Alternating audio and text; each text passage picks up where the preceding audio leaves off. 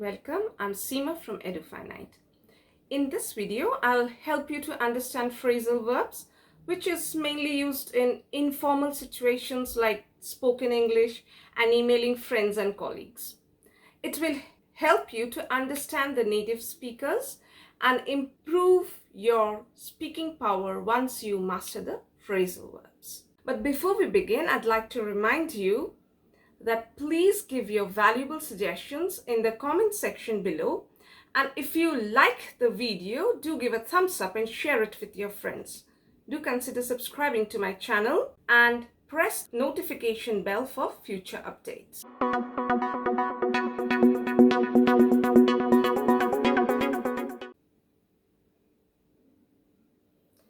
Let's delve into the topic.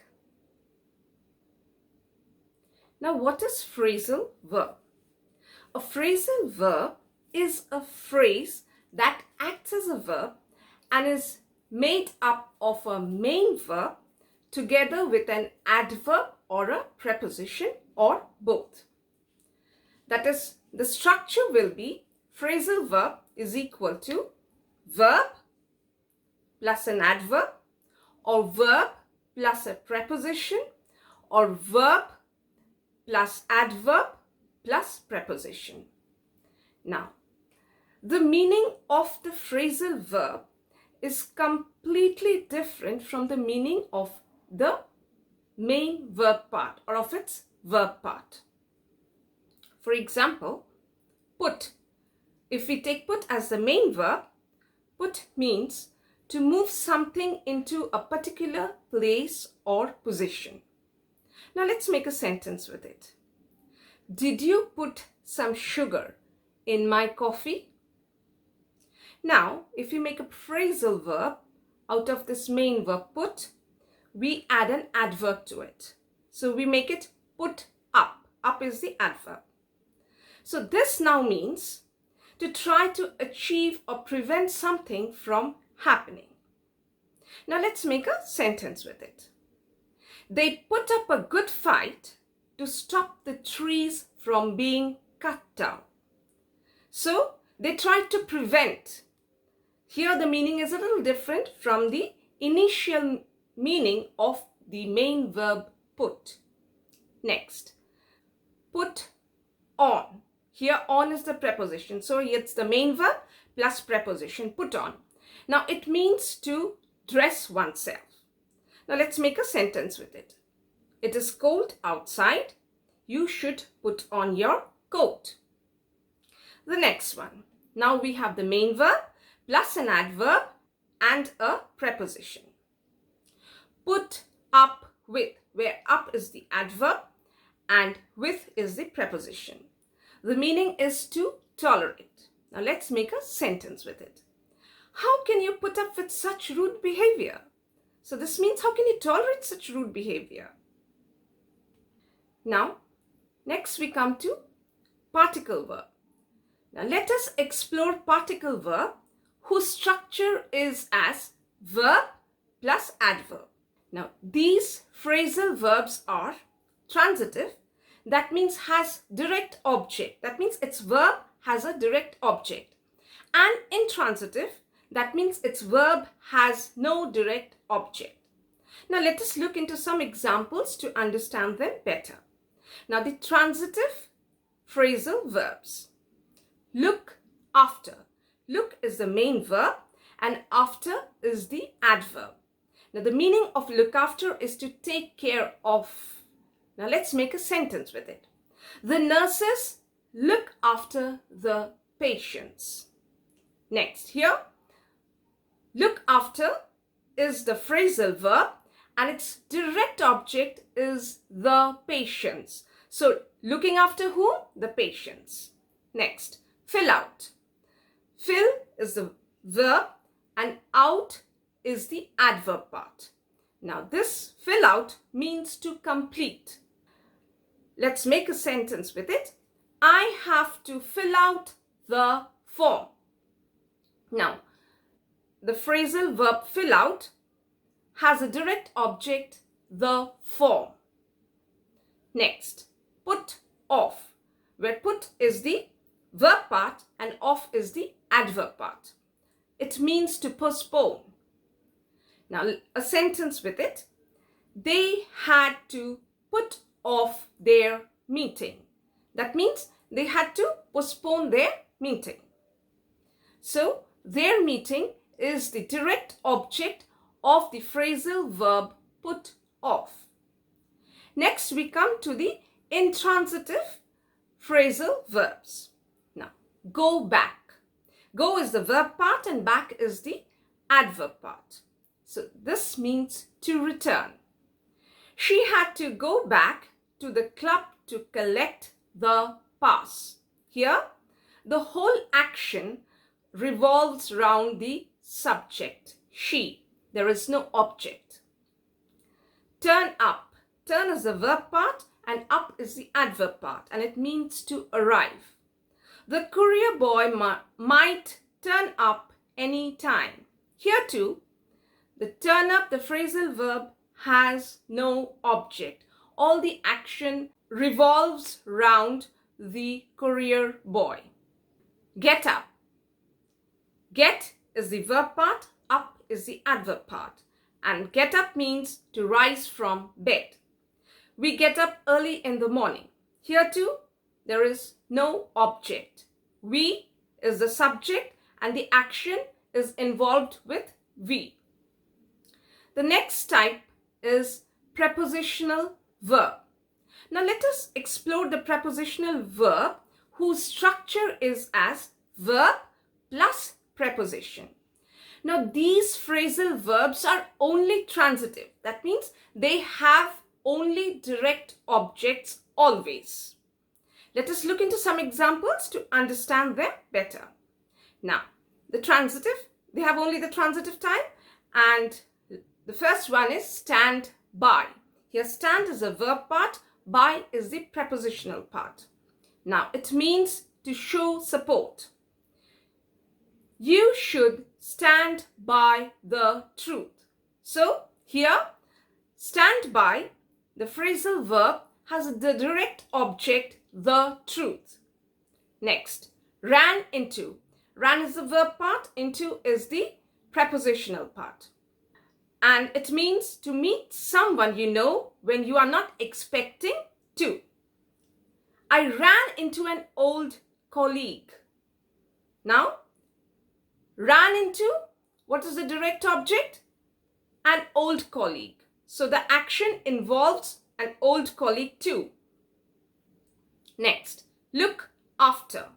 So look after is to take care of. Sentence with it, who will look after the kids? So look after has the direct object the kids. Next we have particle prepositional verb. Now let us explore the particle prepositional verb whose structure is as verb plus adverb plus preposition. These phrasal verbs are only transitive. That is, they have direct objects always. Now let us look into some of the examples and understand them better. Now, look up to. Now look is the verb, up is the adverb, and to is the preposition. It means to admire or respect someone. A sentence with it. They look up to their teacher. That means they respect their teacher or they admire their teacher. Get away with. Get is the verb, away is the adverb, and with is the preposition. It means to avoid doing something. A sentence. She thought she could get away with her mischief. Next, loaded up on. Loaded is the verb part, up is the adverb, and on is the preposition. And it means to gather or buy a large amount. They loaded upon chocolates. So they bought lots of chocolates. What are separable phrasal verbs? Now, separable phrasal verbs are actually the phrasal verbs made with verb and adverb or with adverb particles which are transitive, that is have a direct object, are separable into two parts. The particle in a separable phrasal verb can go either before a noun object or after it. So let's look into some of the examples. He paid back the debt. Here paid back is the phrasal verb and paid is the verb part and back is the adverb part. And the debt is the direct object, that is noun object. Now here the adverb part, that is back, is before the noun object, the debt. But look at the next sentence. He paid the debt back. What we have done? We have taken the noun object and put it before the adverb. So it has become he paid the debt back. We can either say he paid back the debt or he paid the debt back. Next, Mary turned off the radio. Here again, turned is the verb part and off is the adverb part. So now in this sentence, the adverb part is before the noun object or the direct object. Now, what we can do, since it's a separable phrasal verb, so for that reason, we can separate turned off into two parts and insert the noun object in between. So it becomes Mary turned the radio off. Now, another point to notice, however, if the direct object is a pronoun, then we have no choice but to separate the two parts of the phrasal verb and insert the pronoun. For example, he paid it back. But we can never say he paid back it. We cannot put it at the end. It has to be, the pronoun it has to be in between paid and back, in between the phrasal verb. Next, Mary turned it off. Instead of the radio, we are using the pronoun it. So here what we have to do, since we are using the pronoun it has to come in between the phrasal verb since they are separable. So it becomes Mary turned it off. We can never say Mary turned off it. That's absolutely wrong. Next, what are inseparable phrasal verbs? Now, inseparable phrasal verbs are of two types. The prepositional verbs, that is, the phrasal verbs made with verb and prepositions, have a direct object, hence are transitive, but the two parts are inseparable. For example, who looks after the kids when you are not there? So here, looks after is the prepositional verb which is transitive, but looks after cannot be separated. You cannot say who looks the kids after when you are not there. That is absolutely wrong. Next, in prepositional verbs, even if the direct object is a pronoun, still the two parts of the phrasal verb is inseparable. As we had done earlier, inseparable phrasal verbs, when there was a pronoun, we had to insert it in between the separable phrasal words. But over here, even if there is a pronoun, we cannot insert it since they are inseparable. So, let's look into some examples. Who looks after them when you are not there? Here, looks after is the phrasal verb. Now, we can never say who looks them after when you are not there. So, in spite of having a pronoun, it will definitely come after the phrasal verb and not in between, since these phrasal verbs are inseparable. Now, the next category is the particle prepositional verbs. That is, the phrasal verbs made with verb, adverb and preposition. The particle prepositional verbs have a direct object as it ends with a preposition, hence are transitive, but the two parts are inseparable.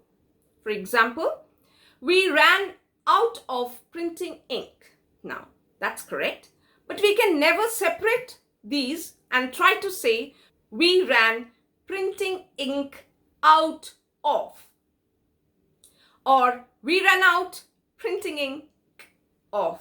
In particle prepositional verbs, even if the direct object is a pronoun, still the two parts of the phrasal verb is inseparable. For example, we ran out of it. That's correct. But we cannot say we ran it out of or we ran out it of. Now, subject-verb agreement in phrasal verbs. Since the phrasal verbs are phrases that act as verb, hence they follow the subject-verb agreement rules. Now let us look into some examples to understand them better. I look after my niece in my cousin's absence. Here, it's first person, singular, so look after, look. Next, she looks after her grandmother. Here, third person, singular number, so there is an S, so she looks after her grandmother. They will look after a dog in our absence. Future tense, will. Meena had looked after her father when he had fallen ill. We are looking after the puppies as their mother is sick. We have been looking after the puppies since Monday. Now, this is similar to the subject-verb agreement rules, and if you would like to have an insight into it, you can look up to my video in this topic. I'll be putting the link in the description box. Now, a small tip. When in confusion whether the new phrasal verb that you are learning needs a direct object or not and where to place it, try using something or somebody while learning it, as shown below. Take off is a phrasal verb. Try saying take off something or take something off.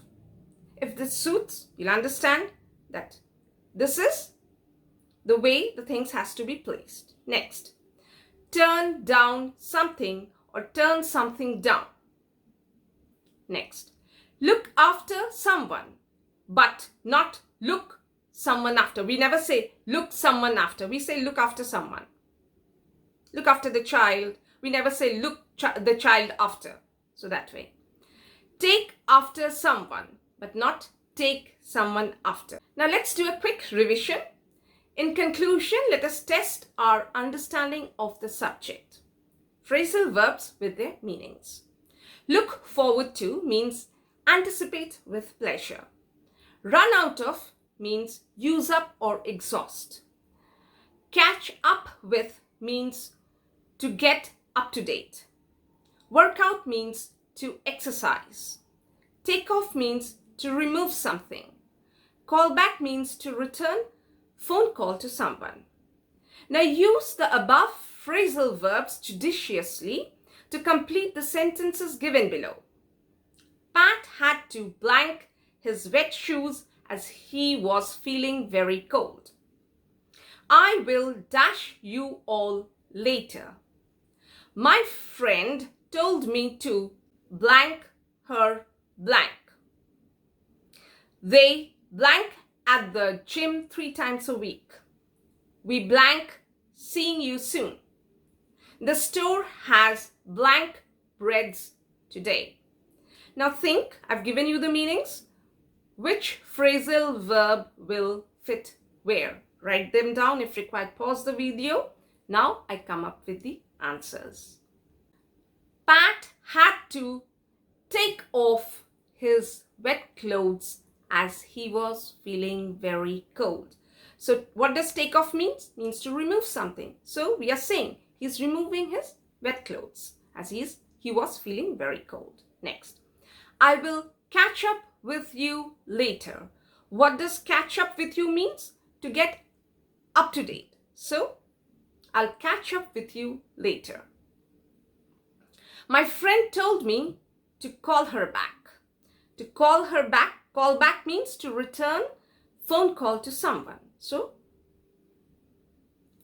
They work out at the gym 3 times a week. So work out means to exercise. In gym, you exercise. Next, we look forward to seeing you. Now, look forward means anticipate with pleasure. So we'd like to see you soon. The store has run out of breads today. Now, run out of means to use up or to exhaust. So the store is exhausted of its bread supply, or the breads aren't anymore in the store.